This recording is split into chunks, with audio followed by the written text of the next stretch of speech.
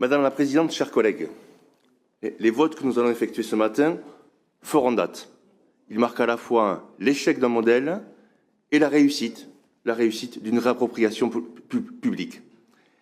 La fin du partenariat public-privé relatif au Stade Atlantique acte donc l'échec d'un montage contractuel que nous avons, dès l'origine, contesté.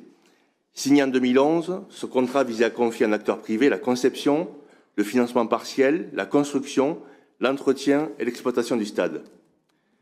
Mais comme c'est souvent le cas, ce modèle n'a pas tenu ses promesses et a mis en péril la continuité même du service public. Heureusement, cette fois, la collectivité a su réagir à temps.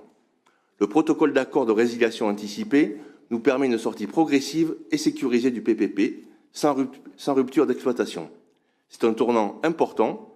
Nous sortons donc d'une logique financière incertaine pour reprendre la maîtrise publique de cet équipement emblématique. Notre groupe salue donc la création de la régie du Stade Atlantique Bordeaux Métropole, dotée d'une autonomie financière et qui assurera, dès le 1er août 2025, la gestion directe du stade. Cette régie permettra à Bordeaux Métropole de garantir la continuité du service public, de sécuriser les emplois des salariés transférés dans le respect de leurs droits et de piloter en propre un équipement à la fois sportif, culturel et symbolique. Et ce choix n'est pas seulement technique. Il incarne aussi une vision politique. Il réaffirme que des équipements publics doivent être gérés dans l'intérêt général, avec une gouvernance démocratique et avec une comptabilité transparente. Nous exprimons donc notre satisfaction quant à cette évolution qui fait écho à notre opposition ancienne à la privatisation du bien commun.